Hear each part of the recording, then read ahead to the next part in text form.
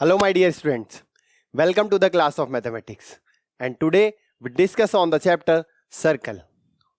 First of all, what is circle? आपने कभी circle देखा है? सर्कल कैसा होता है? आपने सर्कुलर शेप्स जरूर देखी होंगी, है ना? कुछ सर्कुलर शेप्स के हम एग्जाम्पल लेते हैं कि सबसे पहले सर्कल को पता लगाना है कि भाई सर्कल क्या होता है। इसके लिए यहां पर मैं कुछ एग्जाम्पल ले रहा हूं। आपने बैंगल है, ये अपनी डेली लाइफ में कई बार देखी होगी। बॉल भी आपने कई बार देखी होगी। कुछ कॉइन्स है मेरे पास, वो भी आपने कई बार देखे होंगे। और कॉइन्स के साथ में ही यहाँ पर एक बाउंड्री है जो कि क्रिकेट की बाउंड्री है, बीच में पिच है, उसके चारों तरफ ये एक बाउंड्री बनी हुई है सर्कुलर पाथ में। आपके पास यहाँ पर 4 टाइप्स के एग्जाम्पल्स हैं। इनमें से 2 एग्जाम्पल गलत हैं, वो सर्कुलर शेप के एग्जाम्पल नहीं है। अब वो कौन कौन से हैं तो चलो ध्यान से देखते हैं। यहां पर ये जो बॉल है, ये बॉल सर्कुलर शेप का एग्जाम्पल नहीं है, ठीक है। और यहां पर ये जो कॉइन्स हैं, ये कॉइन्स भी सर्कुलर शेप के एग्जाम्पल नहीं है। क्यों? क्योंकि बॉल जो है वो पूरा एक क्लोज्ड फिगर है और सर्कल जो होता है, सर्कुलर पाथ जो होता है, वो ओनली 2D फिगर होता है। इसको आप सर्कल नहीं कह सकते, इसको आप सिलेंडर, इसको आप स्फीयर कह सकते हैं। इसे आप सर्कल नहीं कह सकते क्योंकि हर कॉइन की एक थिकनेस होती है और सर्कल की तो कोई थिकनेस हो नहीं सकती है। तो यहां पर ये जो आपको दिखता सर्कुलर शेप में है, लेकिन ये होता किस में है? ये सिलेंड्रिकल शेप में होता है। इसका ऊपर और नीचे वाला जो बेस है वो आपका किस शेप का है? ऊपर और नीचे वाला जो आपका शेप है वो सर्कुलर शेप का है, कुछ इस तरीके से। और बीच में एक हल्की सी थिकनेस होती है। तो ये जो कॉइन्स हैं ये सिलेंड्रिकल शेप में होते हैं असलियत में, ठीक है। ये आपको नजर राउंड आते हैं, लेकिन ये सर्कुलर शेप में नहीं होते, ये सिलेंड्रिकल शेप में होते हैं। आपके पास बैंगल जो है और ये यहां पर जो बाउंड्री है, ये जरूर आपके सर्कुलर पाथ के एग्जांपल्स हैं, ठीक है। तो हम समझते हैं कि सर्कल क्या है। सर्कल की डेफिनेशन देखते हैं कि भाई कौन कौन सी चीजें जो है वो सर्कल हो सकती हैं। तो हम सर्कल की डेफिनेशन देखते हैं। कुछ इस तरीके का एक पाथ, जो कि एक बीच में एक पॉइंट आपको नजर आ रहा होगा, उसके चारों तरफ बना हुआ है ना। इसकी डेफिनेशन क्या हो जाएगी? तो देखो, circle is the set of points in the given plane. Circle जो है वो सेट ऑफ पॉइंट्स है एक प्लेन के अंदर। अब आप कहेंगे सर जरूरी थोड़ी है वो सर्कुलर शेप में ही हो, वो ऐसा भी हो सकता है। ये देखो, सेट ऑफ पॉइंट्स तो ऐसा भी हो सकता है एक प्लेन के अंदर, सेट ऑफ पॉइंट्स तो ऐसा भी हो सकता है। इसका मतलब हमने जो अभी डेफिनेशन लिखी है वो कैसी है? वो हाफ है। उसको पूरा कर देते हैं, ध्यान से देखेंगे। ये जो गिवन प्लेन है, इसके आगे हमने एक लाइन और लिख दी है कि यहां OA जो है ये क्या है? रेडियस है। ये 4 सेंटीमीटर की हमने ले ली। अब रेडियस का क्या काम होता है कि जितने भी पॉइंट्स हैं ये सेंटर से इक्वल डिस्टेंस पर होने चाहिए, तब जाके इसकी डेफिनेशन जो है वो पूरी हो पाएगी, कंप्लीट हो पाएगी। क्या लिखा हुआ है? Circle is the set of points in a given plane, all the points are at equal distance from the center. ये आपको लिखनी पड़ेगी, ठीक है। अब ये जो जितना भी पॉइंट्स आपको नजर आ रहे हैं, ये सारे पॉइंट्स सेंटर से इक्वल डिस्टेंस पर होते हैं। और इस इक्वल डिस्टेंस को हम क्या कहते हैं? तो इस इक्वल डिस्टेंस को हम रेडियस कह देते हैं। ये देखिए सारी, ये जो OA है, OB है, OC है, OD है और OE है, ये सभी क्या है? सेंटर से सर्कल की डिस्टेंस। और सेंटर से सर्कल की डिस्टेंस को क्या कहा जाता है? ये जो सारी चीजें हैं ये सभी चीजें रेडियस हैं और ये सारी ही आपस में इक्वल हो जाती हैं। इन सभी को हम एक फिक्स पॉइंट सेंटर से इक्वल लेट करते हैं, हमेशा इक्वल होती हैं ये, ठीक है। तो आपकी डेफिनेशन जो है वो अब कंप्लीट हो गई है। ध्यान से देखो, ये जो पॉइंट्स हैं which are at the fixed distance from a fixed point, और उस फिक्स्ड डिस्टेंस को क्या कह दिया जाता है? उसे रेडियस कह दिया जाता है। और फिक्स्ड पॉइंट को क्या कह दिया जाता है? तो उसको सेंटर कह दिया जाता है, ठीक है स्टूडेंट्स। तो सर्कल की डेफिनेशन क्या हो गई? तो ध्यान से देखो, circle is the set of points in a given plane which are at a fixed distance from the fixed point, ठीक है।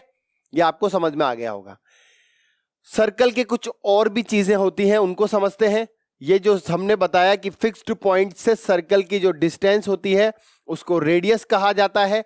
और आपके दिमाग में ये क्वेश्चन आ रहा होगा कि how many such radius can we draw in a circle. हम एक सर्कल के अंदर कितनी रेडियस बना सकते हैं? तो इसका आंसर है कि एक सर्कल के अंदर इनफाइनाइट रेडियस हो सकती हैं। ठीक है, कितनी रेडियस हो सकती है? इनफाइनाइट रेडियस हो सकती हैं। इसी के बाद और भी हम कुछ इसके एलिमेंट्स के बारे में बात करते हैं सर्कल के। तो सबसे पहले ध्यान से देखिए, मान लीजिए कि आपने सर्कल पर दो पॉइंट्स लिए, एक सी और एक डी। इन दोनों पॉइंट्स को आपने एक सेगमेंट के थ्रू ज्वाइन कर दिया। ये लाइन सेगमेंट के थ्रू आपने इसको ज्वाइन कर दिया। तो ये जो लाइन सेगमेंट आपको नजर आ रहा है, इसको क्या कहा जाता है? इसको कहा जाता है कॉर्ड। क्या कहा जाता है? इसे कॉर्ड कहा जाता है। ठीक है, जब एक लाइन सेगमेंट एक सर्कल के दो पॉइंट्स को टच करे तो उसको कॉर्ड कह दिया जाता है। अब ये जो कॉर्ड है ये भी कई टाइप्स की हो सकती है। यहां पर बनी हुई है तो कॉर्ड होगी। अगर यही कॉर्ड आपके सेंटर से पास हो जाएगी तो आप इसको क्या कह देंगे? इस सेंटर से पास होने वाली कॉर्ड को आप डायामीटर कहेंगे। ठीक है ना?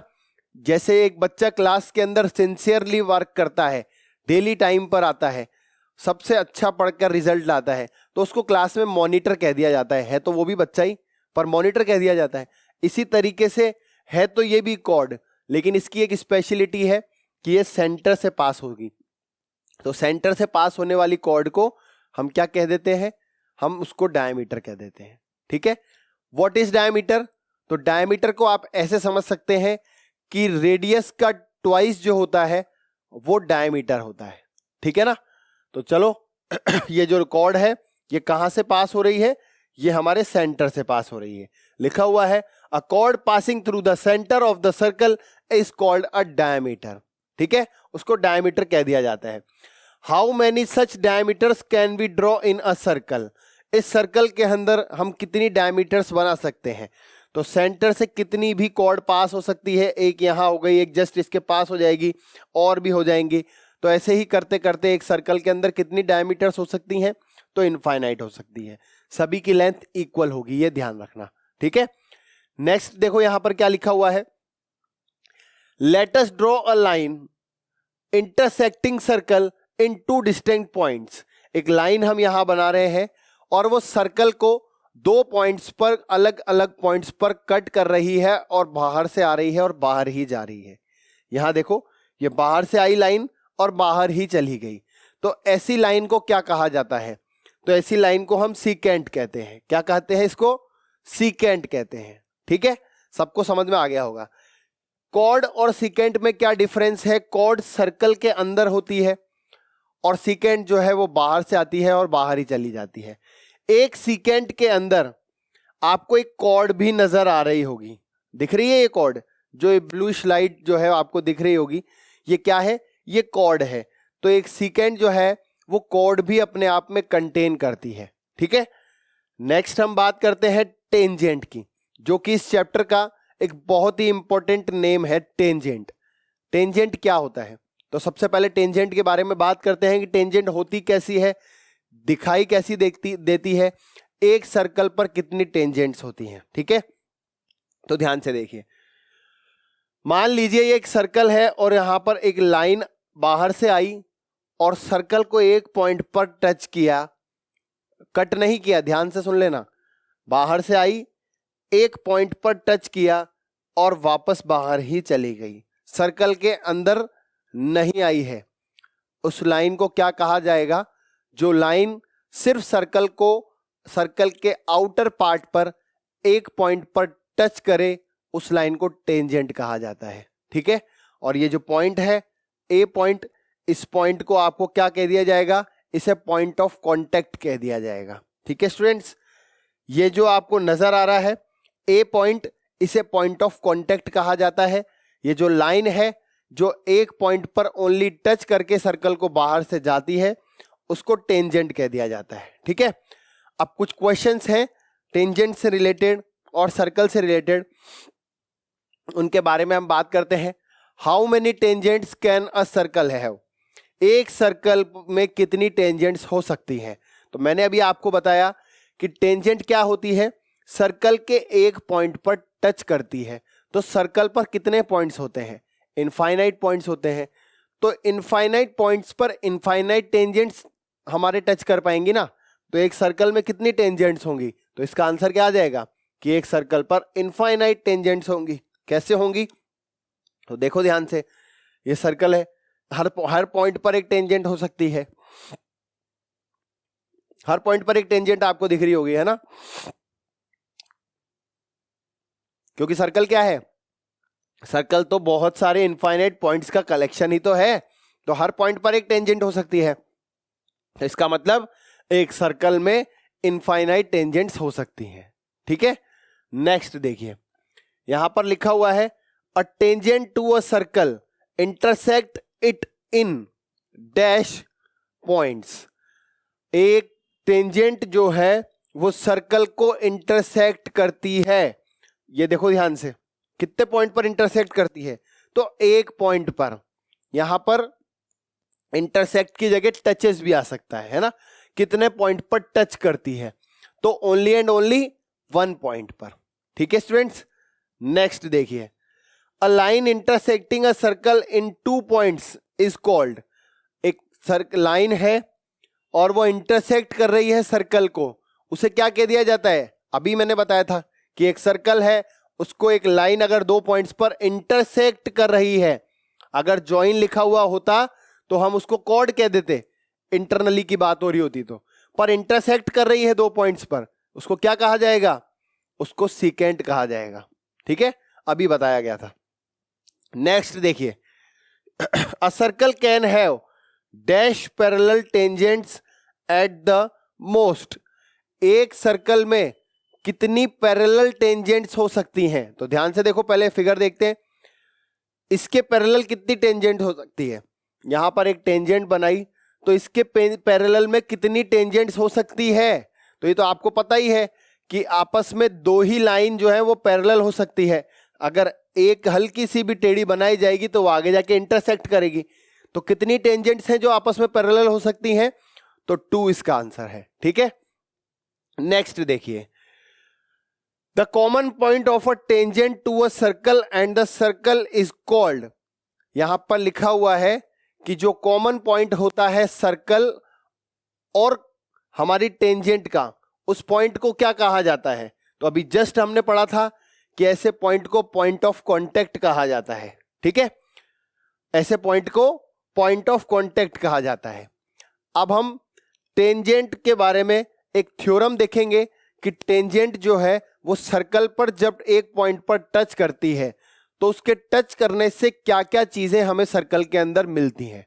ठीक है ना, तो एक ऐसी थ्योरम है। तो सबसे पहले उस थ्योरम को देखते हैं, देन उस थ्योरम से रिलेटेड कुछ क्वेश्चंस हम देखेंगे। ध्यान से देखिए, यहां पर लिखा हुआ है a tangent at any point of a circle is perpendicular to the radius through the point of contact. इसका क्या मतलब है कि जब एक टेंजेंट एक सर्कल पर गिरती है तो सर्कल पर गिरते वक्त वो जो पॉइंट ऑफ कांटेक्ट होता है वहां पर 90 डिग्री का एंगल बनाती है। किसके साथ? रेडियस के साथ। इसका एक फिगर बनाता हूं, ध्यान से समझना। यहां पर देखिए, ये एक सर्कल है, इस सर्कल के किसी भी पॉइंट पर मान लीजिए एक टेंजेंट हमने बनाई। मान लीजिए ये ए पॉइंट पर हमने टेंजेंट बनाई, इस टेंजेंट पर हमने यहां रेडियस से एक लाइन ड्रॉ की। तो ये जो रेडियस है ये इस टेंजेंट पर हमेशा ध्यान रखना 90 डिग्री का एंगल बनाएगी। ठीक है, आपको ये ध्यान रखना है कि ये हमेशा परपेंडिकुलर होगा। आपको यहां पर ये भी लिखा हुआ दिख गया होगा कि OA जो है वो लाइन L पर हमेशा परपेंडिकुलर होगा। ठीक है, और कोई पॉइंट मान लीजिए, ये आपने यहां पर B पॉइंट मान लिया इस टेंजेंट पर। इस B पॉइंट मानने के बाद आपको यहां लिख देना है कि एंगल OAB, ये जो एंगल है ये 90 डिग्री का है। ठीक है, इससे आपको ये समझ में आ गया होगा कि अगर सर्कल के ऊपर टेंजेंट गिरती है तो जहां पर गिरेगी उस पॉइंट पर रेडियस के साथ 90 डिग्री का एंगल बनाएगी। ठीक है ना, ये साफ शब्दों में आपको समझ में आ जाना चाहिए कि टेंजेंट और रेडियस 90 डिग्री का एंगल बनाते हैं। ठीक है, अब इसी थ्योरम से रिलेटेड एक क्वेश्चन आपको यहां पर मैं दिखाता हूं, ध्यान से देखिएगा। यहां पर लिखा हुआ है कि एक टीपी और TQ are the two tangents. TP और टीक्यू ये दो टेंजेंट्स है, किस पर बन रही हैं? ये सर्कल पर जिसका सेंटर O है। ठीक है, और एंगल POQ जो है वो 110 डिग्री का आपको दिया हुआ है। आपको एंगल PTQ फाइंड करना है। ठीक है, चलो इसका फिगर बनाते हैं। सबसे पहले फिगर आपको दिख गया होगा। इस फिगर के अंदर आपको दो टेंजेंट्स भी नजर आ गई होंगी। इससे पहले आगे बढ़े, मैं एक छोटी सी चीज आपको बता देता हूं कि अगर मान लीजिए एक सर्कल है और सर्कल के आउटर में एक पॉइंट है, तो इस पॉइंट से इस सर्कल के ऊपर कितनी टेंजेंट्स बन सकती हैं?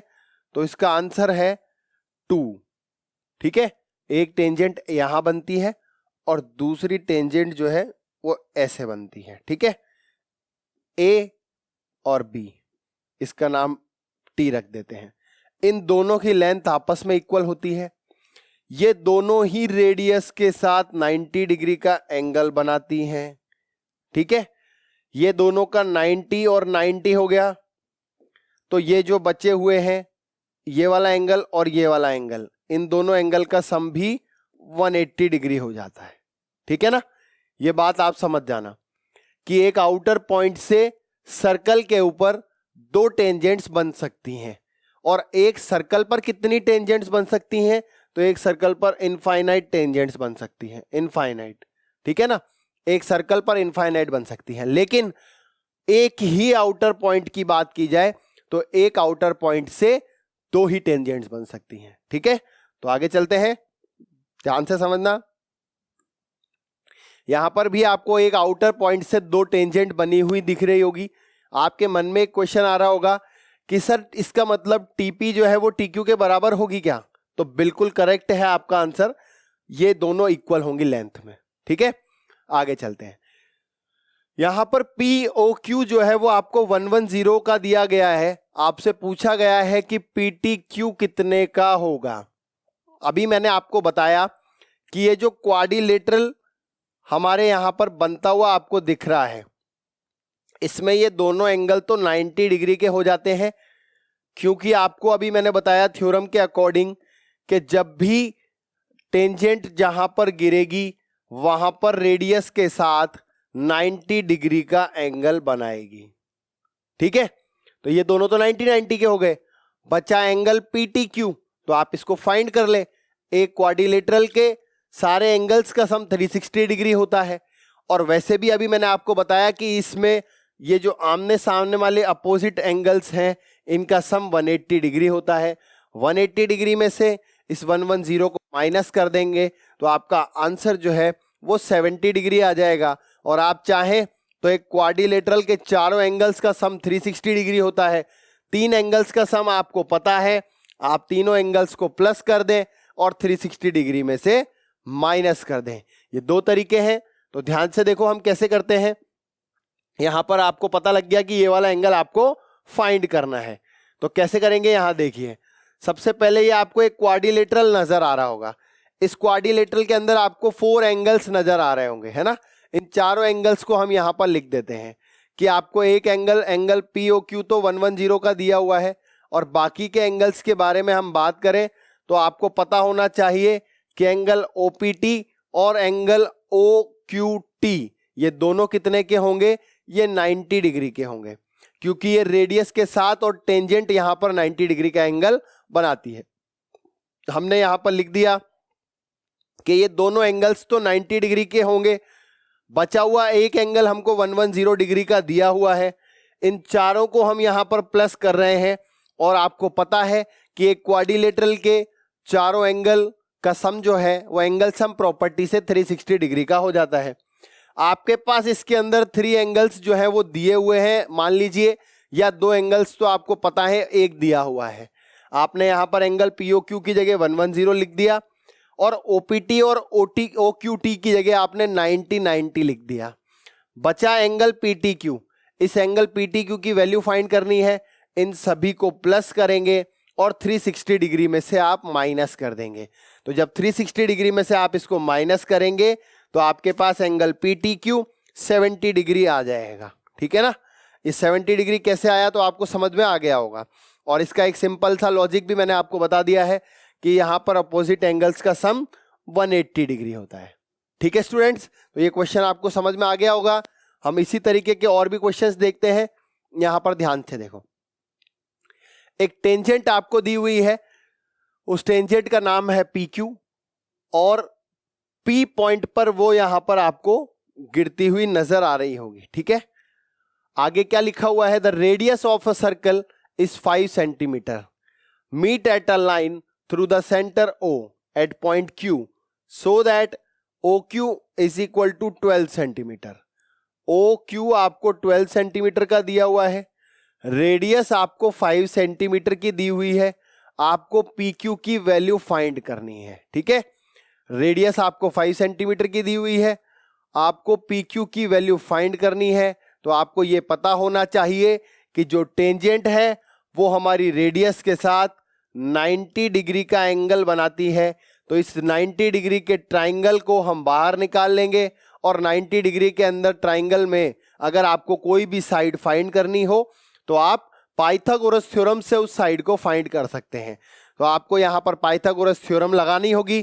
कैसे लगाएंगे तो ध्यान से देखिए, इन ट्राइंगल OPQ आपको पता होना चाहिए कि एंगल OPQ जो है वो 90 डिग्री है और 90 डिग्री के सामने वाली साइड को हाइपोटेनियस कहा जाता है। इसका मतलब OQ यहां पर हाइपोटेनियस है। ठीक है, तो पाइथागोरस थ्योरम क्या होती है तो आपको पता होगा कि पाइथागोरस थ्योरम होती है हाइपोटेनियस का square is equal to perpendicular का स्क्वायर प्लस बेस का स्क्वायर। इसी के अकॉर्डिंग हम यहां पर वैल्यूज अरेंज कर रहे हैं। ध्यान से देखिए, हाइपोटेनियस क्या हो गई, OQ का square is equal to perpendicular क्या हो गई, OP का स्क्वायर प्लस आपके पास बेस क्या हो गया तो PQ का स्क्वायर। ठीक है, ये हमने यहां पर पाइथागोरस थ्योरम के अकॉर्डिंग इनको अरेंज कर दिया। नेक्स्ट देखिए, इन सभी की वैल्यूज में से दो वैल्यूज आपको दी हुई है, उन दो वैल्यूज को हम यहां पर पुट कर रहे हैं। OQ की जगह पर मैंने यहां पर लिख दिया है 12 का स्क्वायर, OP की जगह मैंने यहां पर लिख दिया है 5 का स्क्वायर और PQ की वैल्यू हमको फाइंड करनी है, इसलिए PQ की जगह पर हमने PQ का स्क्वायर ही यहां पर मेंशन कर दिया। अब 12 का स्क्वायर आपको पता होगा 144 होता है और 5 का स्क्वायर आपके पास 25 होता है। 144 में से आप 25 को माइनस कर देंगे तो आपके पास जो PQ का स्क्वायर है वो PQ का स्क्वायर आपके पास 119 आ जाएगा। और 119 जो है वो एक कंप्लीट स्क्वायर नहीं है, हमें PQ की वैल्यू फाइंड करनी है, इसीलिए आप यहां से स्क्वायर हटाएंगे तो 119 के ऊपर अंडर रूट लग जाएगा और PQ की वैल्यू अंडर रूट 119 आ जाएगी। क्योंकि ये किसी का कंप्लीट स्क्वायर नहीं है इसीलिए under root as it is लगा रहेगा। ठीक है स्टूडेंट्स, तो आपको ये पता लग गया होगा कि अगर टेंजेंट बाहर से आ रही है तो हम इन तीनों में से किसी की भी वैल्यू पाइथागोरस थ्योरम से फाइंड कर सकते हैं। ठीक है स्टूडेंट्स, और कुछ ऐसे ही क्वेश्चंस देखते हैं। ध्यान से देखिए, from a point Q the length of the tangent to a circle is 24 centimeter and the distance of Q from the center is 25 centimeter. Find the radius of the circle. Same as it is question है जो अभी just हमने पहले वाला question किया है उसी तरीके का क्वेश्चन है, बस अब की बार सर्कल के अंदर जो रेडियस है वो हमको फाइंड करनी है। तो स्टूडेंट्स ध्यान से देखिए, यहां पर आपके पास दिया हुआ है कि टेंजेंट की जो लेंथ है वो 24 है, मतलब कि OQO यहां पर QP जो है वो 24 आपको दी हुई है और Q की सेंटर से डिस्टेंस आपके पास 25 गिवन है, मतलब कि QO आपके पास 25 गिवन है। अब PO की बारी, तो PO आपकी रेडियस है और PO की वैल्यू आपको फाइंड करनी है। ठीक है, अब ध्यान से देखिएगा, अभी जस्ट वही वापस से रिपीट कर रहा हूं कि अगर एक टेंजेंट होती है तो टेंजेंट और रेडियस आपस में जब मिलते हैं तो 90 डिग्री का एंगल बनाते हैं, और 90 डिग्री के एंगल के सामने वाली साइड को हम हाइपोटेनियस कह देते हैं।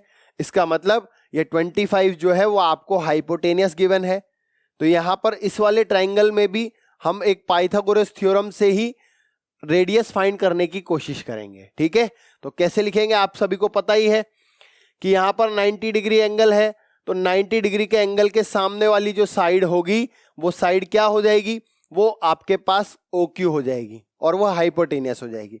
तो OQ का square is equal to OP का स्क्वायर प्लस PQ का स्क्वायर। आपके पास यहां पर OQ की वैल्यू आपको गिवन है 25 का स्क्वायर आ जाएगा, यहां पर OP की जगह पर आपके पास OP का स्क्वायर आ जाएगा क्योंकि वही रेडियस है और आपको रेडियस ही फाइंड करनी है। यहां पर PQ की वैल्यू आपको 24 गिवन है, तो 24 का स्क्वायर PQ के स्क्वायर की जगह पर आप मेंशन कर देंगे। इसको यहां पर आप माइनस में भेज देंगे।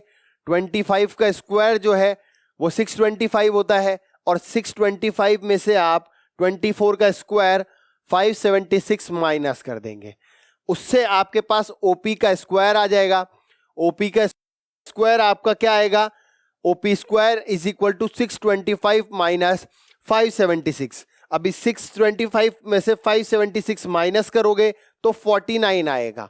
अब 49 हमारे पास क्या आया है, वो OP का स्क्वायर आया है, लेकिन हमको क्या फाइंड करना है, हमको यहां पर OP फाइंड करना है। अब OP क्या है, तो OP रेडियस है। अब आपके पास यहां स्क्वायर है तो दोनों का स्क्वायर रूट आप जब करेंगे तो 49 किसका स्क्वायर होता है, तो 7 का स्क्वायर होता है। OP क्या आ जाएगा आपके पास, 7 सेंटीमीटर आ जाएगा। इसका मतलब इस सर्कल की रेडियस क्या होगी, तो 7 सेंटीमीटर इस सर्कल की रेडियस हो जाएगी। ठीक है स्टूडेंट्स, तो इसी तरीके से आपने जस्ट पहले वाला क्वेश्चन किया था, उसी में भी आपने यही किया था कि पाइथागोरस थ्योरम से आपने साइड्स निकाली थी। ध्यान रखने वाली बात क्या है कि जब भी टेंजेंट सर्कल को टच करेगी तो वो रेडियस के साथ 90 डिग्री का एंगल बनाएगी। ठीक है स्टूडेंट्स, ये हमारी थ्योरम पर बेस्ड क्वेश्चंस हैं। कुछ और क्वेश्चन देखते हैं, ध्यान से देखिए। यहां लिखा हुआ है the length of a tangent from a point A. ये जो टेंजेंट है A से और B की, यहां लिखा हुआ है tangent from point A at a distance of 5 centimetre from the center of circle is 4 centimetre. ठीक है, आपके पास यहां पर OA जो है वो 5 सेंटीमीटर दिया हुआ है, मतलब कि A पॉइंट की डिस्टेंस सेंटर से आपके पास 5 सेंटीमीटर दी हुई है। उसके बाद यहां पर आपको OB आपको फाइंड करनी है, क्योंकि यहां क्या लिखा हुआ है, ध्यान से देखो, रेडियस ऑफ सर्कल आपको फाइंड करनी है। B से A की डिस्टेंस जो है वो आपको 4 सेंटीमीटर दी हुई है। आपको जस्ट पहले वाला क्वेश्चन याद आ गया होगा, क्योंकि उस क्वेश्चन में भी हमने रेडियस ही फाइंड की थी और इस क्वेश्चन में भी हमें रेडियस ही फाइंड करनी है। ध्यान रखने वाली बात वही है कि इसको एक ट्राइंगल हम मान लेते हैं, और इस ट्राइंगल में आपको ये पता होना चाहिए कि ये ट्राइंगल जो है ये कैसा ट्राइंगल है, ये राइट एंगल ट्राइंगल है। इसके अंदर एंगल AOB जो है वो 90 डिग्री का एंगल होगा। क्यों होगा, क्योंकि टेंजेंट और रेडियस के बीच का जो एंगल होता है वो 90 डिग्री का एंगल होता है। ठीक है, तो वापस से वही पाइथागोरस थ्योरम हम लगाएंगे, तो उसके अंदर OA का स्क्वायर आ जाएगा। OA का square is equal to OB का स्क्वायर प्लस AB का स्क्वायर। ये आपके पास यहां पर पाइथागोरस थ्योरम से ये हमने यहां पर ये वैल्यूज लिख दी है। अब आपके पास OA की वैल्यू क्या है, तो ये देखिए यहां पर OA की वैल्यू आपको 5 दी हुई है, तो यहां पर 5 का स्क्वायर आप लिख देंगे। AB की वैल्यू क्या है, तो AB की वैल्यू आपके पास यहां पर 4 सेंटीमीटर दी हुई है, तो यहां पर 4 का स्क्वायर लिख देंगे। और OB की वैल्यू आपको फाइंड करनी है, तो OB के स्क्वायर को आप एज इट इज यहां पर लिख देंगे। ठीक है, अब 5 का स्क्वायर क्या होगा, तो आपको पता है कि 25 होता है, और 4 का स्क्वायर क्या होता है, तो 4 का स्क्वायर 16 होता है, प्लस OB का स्क्वायर लिख देंगे। इस 16 को आप उधर शिफ्ट कर देंगे, 25 माइनस 16 हो जाएगा, इज इक्वल टू OB का स्क्वायर आ जाएगा। और 25 में से आप 16 माइनस करेंगे तो 9 आ जाएगा। अब 9 किसका स्क्वायर होता है, तो 9 जो है वो 3 का स्क्वायर होगा, तो OB की वैल्यू यहां पर 3 सेंटीमीटर आ जाएगी, और 3 सेंटीमीटर ही इसका मतलब इस सर्कल की क्या है, रेडियस है।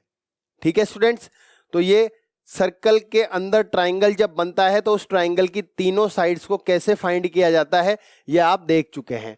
एक और क्वेश्चन है और क्वेश्चन में हमको प्रूव करना है। क्या प्रूव करना है?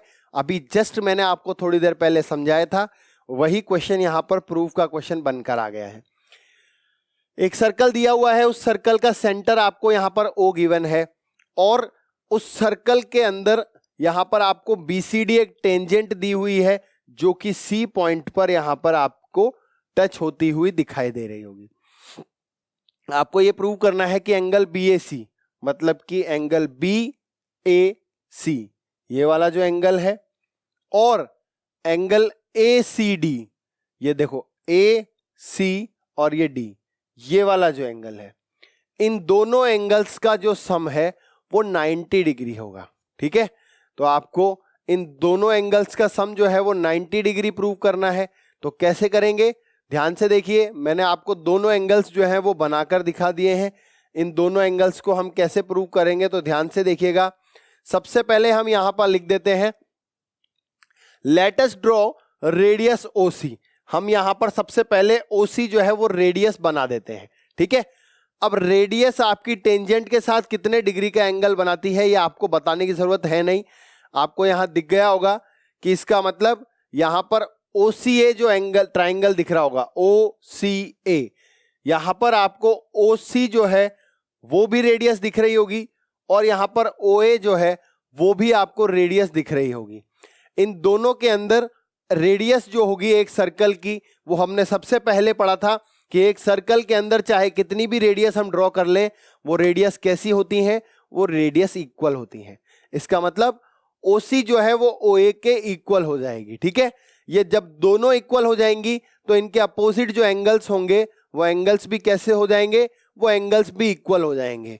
कैसे इक्वल हो गए ये दोनों एंगल्स? आपने एक थ्योरम पढ़ी होगी, equal opposite sides have equal opposite angle. इसका मतलब है अगर किसी ट्राइंगल के अंदर दो साइड्स इक्वल होती हैं तो उनके अपोजिट जो एंगल होते हैं वो भी कैसे हो जाते हैं? इक्वल हो जाते हैं। तो हमने यहां पर इन दोनों एंगल्स को इक्वल लिख दिया और थ्योरम उनके ब्रैकेट में हमने यहां पर मेंशन कर दी।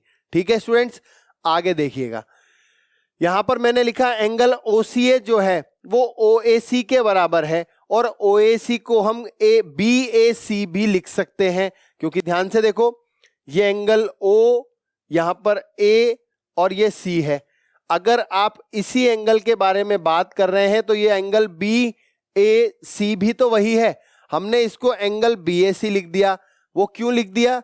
क्योंकि यहां पर देखिए, यहां पर एंगल BAC हमारे काम में आने वाला है, तो मैंने यहां पर इसको BAC लिख दिया। ठीक है, अब BAC जो है वो किसके इक्वल हो गया है? एंगल OCA के इक्वल हो गया है। इसको हमने यहां पर फर्स्ट इक्वेशन लेट कर लिया।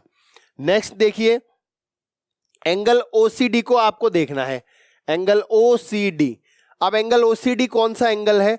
रेडियस और टेंजेंट के बीच वाला एंगल है। और रेडियस और टेंजेंट के बीच वाला एंगल कौन सा होता है? वो राइट एंगल होता है, वो 90 डिग्री होता है। ठीक है, तो हमें पता लग गया कि एंगल OCD जो है वो 90 डिग्री है। हमने यहां पर इसको लिख दिया कि angle OCD is equal to 90 degree.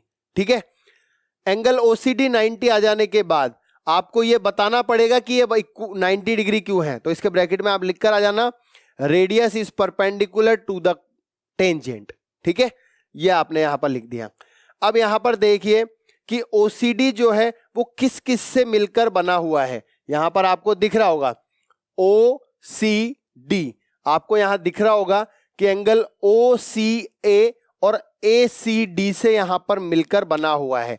OCD की जगह पर हम क्या लिख सकते हैं?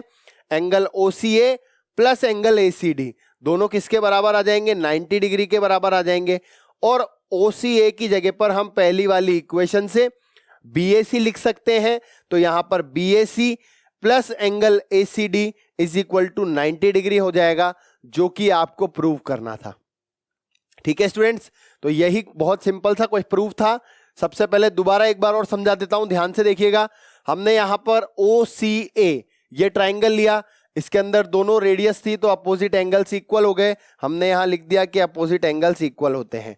अब हमने यहां देखा कि एंगल OAC को ही BAC लिख सकते हैं, तो OAC को बदल के हमने यहां पर BAC लिख दिया। फिर आगे हमने देखा कि OCD जो है वो 90 डिग्री का एंगल है और किस किस से मिलकर बना है, तो OCA और ACD से मिलकर बना है। तो हमने यहां लिख दिया कि OCA जो है वो प्लस करने पर ACD से 90 डिग्री का एंगल बना रहा है, और हमने यहां ACD को एज इट इज लिखे रहने दिया। बस BAC हमने OCA की जगह पर चेंज कर दिया। चेंज करते ही हमारे को जो चाहिए था, जो हमें प्रूव करना था, वही यहां पर निकल कर आ गया। ठीक है, तो ये क्वेश्चन आपको समझ में आ गया होगा। एक और क्वेश्चन देखते हैं। अच्छा सा क्वेश्चन है, क्या प्रूव करने वाला है, ध्यान से देखिए। Prove that angles between the two tangents. अभी जस्ट आपको जो समझाया गया था थोड़ी देर पहले, वही क्वेश्चन है। क्या लिखा हुआ है कि prove that the angle between the two tangents drawn from an external point to a circle is supplementary to the angle subtended by the line segment joining the point of contact at the center. यहां पर यह बोल रहा है कि अगर एक outer point से हम यहां पर टेंजेंट्स बनाते हैं, तो ये जो A और B अगर O को ज्वाइन कर दे, तो आपको ये बताना है कि एंगल APB जो है वो एंगल AOB के साथ सप्लीमेंट्री होगा। मैंने अभी जस्ट आपको बताया था टेंजेंट शुरू होते टाइम कि आपको ये ध्यान रखना है कि ये दोनों एंगल्स जो होते हैं वो सप्लीमेंट्री एंगल्स होते हैं। सप्लीमेंट्री एंगल्स का मतलब दो एंगल्स जिनका सम जो है वो 180 डिग्री होगा। ठीक है, अब इसको प्रूव करना बहुत ही सिंपल है। कैसे प्रूव करेंगे, तो ध्यान से देखो। यहां पर आपने सबसे पहले जो गिवन था वो लिख दिया। हमें क्या प्रूव करना है, तो हमने यहां लिख दिया angle APB plus angle AOB is equal to 180 degree. कैसे प्रूव करेंगे, तो ध्यान से देखो। यहां पर आपको एक क्वाड्रिलेटरल नजर आ रहा होगा। इस क्वाड्रिलेटरल के चारों एंगल्स को आप यहां पर मेंशन कर दें। तो ध्यान से देखो, इस क्वाड्रिलेटरल के चारों एंगल्स को हम यहां पर मेंशन कर रहे हैं। मेंशन करने के साथ साथ आपको यह भी पता होना चाहिए कि दो एंगल तो ऐसे हैं जो रेडियस और टेंजेंट से मिलकर बने हुए हैं। कौन से वाले एंगल्स के बारे में बात कर रहा हूं, तो ध्यान से देखिए, इन एंगल्स के बारे में बात कर रहा हूं। और ये दोनों एंगल्स कैसे होते हैं, तो 90 डिग्री के ये दोनों एंगल्स होते हैं। आगे चलते हैं, इनको यहां पर हम लिखेंगे। सभी दोनों एंगल जो है वो 90 डिग्री के हो गए। एक क्वाड्रिलेटरल के अंदर जो चारों एंगल्स का सम होता है, मैं उसको यहां पर मेंशन कर रहा हूं। इसमें आपको यह पता है कि एंगल OAP और OBP जो है वो 90 डिग्री के हो जाएंगे। इन दोनों की जगह आप 90 डिग्री लिख दें और इक्वल टू में 360 डिग्री हमें लिखना पड़ेगा। क्यों? क्योंकि एक क्वाड्रिलेटरल के चारों एंगल्स का जो सम होता है वो कितने डिग्री का होता है, वो हमारे पास 360 डिग्री का होता है। 360 में से इन दोनों को आप यहां पर 90-90 मेंशन कर देंगे, तो 90-90 जो है वो 180 डिग्री हो जाएगा। और बाकी के दोनों एंगल्स को एज इट इज आप लिखे रहने देंगे। बाकी के दोनों एंगल्स वही हैं जो आपको यहां पर चाहिए। ठीक है ना, तो 90-90 180 हो जाएगा, और 180 को आप उधर ले जाकर 360 डिग्री में से माइनस कर देंगे। और 360 डिग्री में से जब आप 180 को माइनस करेंगे तो इन दोनों का सम 180 डिग्री आ जाएगा। इन दोनों का सम सप्लीमेंट्री आ जाएगा। तो ठीक है स्टूडेंट्स, आज आपने क्या पढ़ा कि सर्कल क्या होता है। सर्कल के अंदर कुछ ऐसे एलिमेंट्स जैसे कि कॉर्ड, सीकेंट, ये सब चीजें आपने देखी। टेंजेंट क्या होती है, टेंजेंट रेडियस के साथ 90 डिग्री का एंगल बनाती है, और उससे रिलेटेड कुछ क्वेश्चंस आपने देखे। तो ये सारे क्वेश्चंस हो गए हैं। इसी क्वेश्चन को देखते हुए यहां पर एक और क्वेश्चन आपको दिया हुआ है। वो क्वेश्चन क्या है, ध्यान से देखो। दो कॉन्सेंट्रिक सर्कल है। अब दो कॉन्सेंट्रिक सर्कल क्या होते हैं आपको पता होना चाहिए। दो कॉन्सेंट्रिक सर्कल का मतलब क्या है, ऐसे सर्कल्स जिनका सेंटर जो है वो सेम होता है, उन सर्कल्स को क्या कह दिया जाता है, उन्हें कॉन्सेंट्रिक सर्कल कहा जाता है। ठीक है, जिन सर्कल्स का सेंटर सेम होता है। और यहां पर आपको एक टेंजेंट नजर आ रही होगी, जो कि बड़े वाले सर्कल के लिए तो कॉर्ड है, और छोटे वाले सर्कल के लिए आप टेंजेंट उसको कह सकते हैं। वो P पॉइंट पर उसको टच कर रहे हैं छोटे वाले सर्कल को, और O सेंटर आपको यहां पर नजर आ रहा होगा। आपको यहां पर क्या फाइंड करना है, तो ध्यान से देखो। यहां पर आपको फाइंड करना है, find the length of the chord of the large circle. मतलब कि आपको AB यहां पर फाइंड करना है। तो AB फाइंड करने के लिए सबसे पहले यहां पर O से आपको P पर एक परपेंडिकुलर लाइन ड्रॉ करनी पड़ेगी। इस परपेंडिकुलर लाइन को हम जैसे ही ड्रॉ करेंगे तो आपको पता लग जाएगा कि AP जो है वो एक टेंजेंट की तरह काम कर रही है और यहां पर हम 90 डिग्री का एंगल बना देंगे। एक थ्योरम हमने पढ़ी थी कि perpendicular from the chord bisect the chord. एक कॉर्ड के ऊपर अगर परपेंडिकुलर बनाया जाता है सेंटर से, perpendicular from the center of a circle to the chord bisect the chord. बड़े वाले सर्कल की बात करूं तो सेंटर से कॉर्ड पर हमने एक परपेंडिकुलर ड्रॉ किया है। इसका मतलब है कि वो इसको दो इक्वल पार्ट में डिवाइड कर रहा है। हम ये वाला पार्ट जैसे ही फाइंड कर लेंगे उसको 2 से मल्टीप्लाई कर देंगे, आपके पास पूरे कॉर्ड की लेंथ फाइंड हो जाएगी। ठीक है, तो ध्यान से देखो, हम यहां पर पहले PB की वैल्यू फाइंड करेंगे। तो कैसे करेंगे? तो आपको यहां पर पता है कि रेडियस आपको 3 सेंटीमीटर दी हुई है और बड़े वाले की रेडियस आपको यहां पर 5 सेंटीमीटर दी हुई है। ठीक है, यहां पर 90 डिग्री का एंगल बन जाएगा एंगल OPB पर, और OPB पर जैसे ही 90 डिग्री का एंगल बनेगा तो आपके पास यहां पाइथागोरस थ्योरम लग जाएगी। और पाइथागोरस थ्योरम क्या होती है? तो वही हाइपोटेनियस का square is equal to base का स्क्वायर प्लस परपेंडिकुलर का स्क्वायर। अब यहां पर हाइपोटेनियस की जगह पर आपके पास कितनी वैल्यू दी हुई है? 5 का स्क्वायर है। OP की जगह पर आपको फाइंड करनी पड़ेगी वैल्यू, और PB की जगह पर, OP की जगह पर आपको 3 सेंटीमीटर दी हुई है, तो आप यहां पर 3 सेंटीमीटर का स्क्वायर लिख दें। PB की वैल्यू आपको फाइंड करनी है तो PB की जगह पर PB का स्क्वायर एज इट इज आप पुट कर दें। 5 के स्क्वायर में से 3 का स्क्वायर माइनस कर देंगे। 5 का स्क्वायर आपका 25 होता है, 3 का स्क्वायर आपका 9 होता है। 25 में से 9 आप माइनस करेंगे तो 16 आ जाएगा, और 16 किसका स्क्वायर होता है? तो 16 आपका 4 का स्क्वायर होता है। तो यहां से PB जो है वो आपके पास 4 आ जाएगी। अब PB की वैल्यू 4 आ गई तो आपको फाइंड किसकी वैल्यू करनी है? AB की वैल्यू करनी है। तो अभी जस्ट मैंने बताया कि AB जो है वो क्या है? AB यहां पर PB की ट्वाइस होगी। तो आप क्या कर देंगे? यहां पर उसको 2 से मल्टीप्लाई कर देंगे। AB की जो वैल्यू है वो क्या आ जाएगी? AB की वैल्यू यहां से 8 सेंटीमीटर आ जाएगी। ठीक है, ये आपको ध्यान रखना होगा कि 4 इंटू 2 यहां पर 8 आ गई, लेंथ ऑफ द कॉर्ड जो है वो 8 आ गई। आपको ये ध्यान रखना होगा कि जब भी कभी परपेंडिकुलर से कॉर्ड पर जब भी कभी एक परपेंडिकुलर गिराते हैं कॉर्ड पर तो वो दो इक्वल पार्ट्स में डिवाइड हो जाते हैं। ठीक है, तो ये चीज जो है आपको ध्यान रखनी होगी। There are 2 concentric circles with center O of radius 5 centimetre.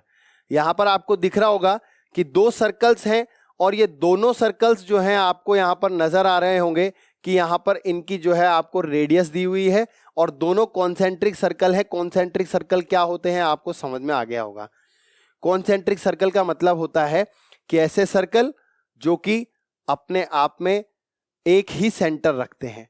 अब यहां दोनों सर्कल एक ही सेंटर है, इसका मतलब हो गया कि ये कॉन्सेंट्रिक सर्कल है। और कॉन्सेंट्रिक सर्कल दोनों, इनकी रेडियस आपको गिवन है, एक की 5 सेंटीमीटर, एक की 3 सेंटीमीटर। यहां पर बाहर P पॉइंट है और इस P पॉइंट से आपके पास टेंजेंट यहां पर आपको बना रखी है, एक PA है और एक PB है।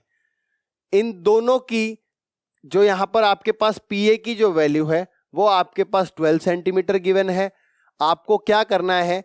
PB की वैल्यू को फाइंड करना है। अब PB की वैल्यू को फाइंड करने के लिए यहां पर आपको पता होना चाहिए कि बहुत ही सिंपल है क्वेश्चन तो, लेकिन सबसे पहले हम यहां पर OP की वैल्यू फाइंड करेंगे। ऐसा क्यों करेंगे? क्योंकि बच्चों यहां पर एक टेंजेंट बड़े वाले सर्कल की है और एक टेंजेंट छोटे वाले सर्कल की है।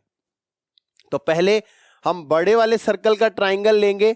आपको पता है कि वो 90 डिग्री का एंगल यहां पर बनता हुआ नजर आ रहा होगा। 12 सेंटीमीटर और 5 सेंटीमीटर को यूज करते हुए हम ये वैल्यू फाइंड कर लेंगे। देन 3 सेंटीमीटर और इस वाली वैल्यू को यूज करते हुए हम ये वाली वैल्यू फाइंड करेंगे। ठीक है ना? तो आपको ये चीज पता होनी चाहिए कि यहां पर 2 ट्राइंगल हैं और दोनों ट्राइंगल के अंदर आप गलती से ये मत लिख देना कि PA जो है वो PB के बराबर हो जाएगी, क्योंकि PA और PB अलग अलग सर्कल्स की टेंजेंट्स हैं। ठीक है, तो सबसे पहले आप यहां पर OP की वैल्यू फाइंड करेंगे, देन PB की वैल्यू फाइंड करेंगे। तो OP की वैल्यू फाइंड करने के लिए आपको ऊपर वाला एक ट्राइंगल कंसीडर कर लेना है कि यहां पर OAP एक ट्राइंगल है और आपको ये पता होना चाहिए कि एंगल OAP जो है वो 90 डिग्री का है, क्योंकि वो रेडियस और टेंजेंट के बीच में बन रहा है। जैसे ही आपने इसको 90 डिग्री का एंगल बनाया, आप इसके अंदर पाइथागोरस थ्योरम अप्लाई करेंगे। पाइथागोरस थ्योरम क्या हो जाएगी, आपके पास यहां पर परपेंडिकुलर का स्क्वायर प्लस बेस का square is equal to hypotenuse का स्क्वायर हो जाएगा। और इस यहां पर आपके पास परपेंडिकुलर का स्क्वायर आपको 12 सेंटीमीटर दिया हुआ है, बेस का स्क्वायर यहां पर आपको 5 सेंटीमीटर दिया हुआ है, और हाइपोटेनियस का स्क्वायर ही आपको यहां पर फाइंड करना है। इन दोनों के स्क्वायर को निकालेंगे, 5 का स्क्वायर 25 हो जाएगा और 12 का स्क्वायर 144 हो जाएगा। 25 प्लस 144 आप यहां पर कर देंगे, इन दोनों का सम 169 होता है, और 169 किसका स्क्वायर होता है, तो 169 13 का स्क्वायर होता है। यहां से आपके पास OP की वैल्यू 13 सेंटीमीटर आ जाएगी। लेकिन ये गलती मत करना कि आप सोचो कि ये 12 दी हुई है तो ये भी 12 हो जाएगी, ऐसा मत करना, क्योंकि मैंने आपको बताया था कि एक सर्कल पर ही जब दो टेंजेंट आती हैं एक पॉइंट से, तभी वो दोनों बराबर होती हैं। अभी कंडीशन अलग है, कंडीशन अभी इस तरीके की है, इस पॉइंट से एक यहां पर आ रही है और जो दूसरा सर्कल है और दूसरी यहां आ रही है, ठीक है ना। तो एक ही सर्कल पर नहीं आ रही है, इसीलिए दोनों बराबर नहीं होगी, ध्यान रखना, ठीक है। अब हम क्या करेंगे, वापस से नीचे वाला ट्राइंगल कंसीडर करेंगे, और नीचे वाला ट्राइंगल जब हम कंसीडर करेंगे तो उसका नाम हो जाएगा OBP, ठीक है। OBP जो है वो एक ट्राइंगल आपको दिख रहा होगा, और OBP आपको कितने डिग्री का एंगल दिखेगा, तो OBP भी आपको 90 डिग्री का एंगल दिखेगा। क्यों, क्योंकि है तो वो भी टेंजेंट और रेडियस के बीच वाला एंगल, तो ये भी यहां पर आपको 90 डिग्री का एंगल नजर आ जाएगा। इसको भी आप राइट एंगल ट्राइंगल समझ लेंगे, और राइट एंगल ट्राइंगल के अंदर फिर से वापस पाइथागोरस थ्योरम अप्लाई करेंगे। तो जब पाइथागोरस थ्योरम अप्लाई करेंगे तो ध्यान से देखिए, OB का स्क्वायर प्लस BP का square is equal to OP का स्क्वायर। आपको फाइंड क्या करना है, यहां पर आपको PB फाइंड करना है। तो इसके अंदर इसकी जगह पर आप एज इट इज इसको लिखे रहने देंगे, बाकी की वैल्यूज आप यहां पर पुट कर दें। OB की जगह पर आप 3 का स्क्वायर लिखेंगे, इसकी जगह पर इसको एज इट इज लिख देंगे, और OP की जगह पर आप 13 का स्क्वायर लिख देंगे। 13 का स्क्वायर 169 होता है, 3 का स्क्वायर 9 होता है, और 139 में से आप 9 माइनस कर देंगे तो आपके पास 13 का स्क्वायर 169 हो गया, और 169 में से आप 9 माइनस कर देंगे तो आपके पास 160 आ जाएगा। 160 किसी का भी स्क्वायर नहीं होता है, किसी का भी कंप्लीट स्क्वायर नहीं होता है। तो आप यहां पर लिख देंगे कि BP की जो वैल्यू है वो अंडर रूट हो जाएगी 160 की, और 160 जो है आप इसको फैक्टर में जब करेंगे तो 16 मल्टीप्लाई बाय 10 हो जाएगा। 16 किसका होता है, 16 4 का होगा, तो 4 बाहर आ जाएगा, और अंडर रूट 10 ऐसा का ऐसा ही लिखा रहेगा। आपके पास BP की जो वैल्यू है वो 4√10 सेंटीमीटर आ जाएगी, ठीक है।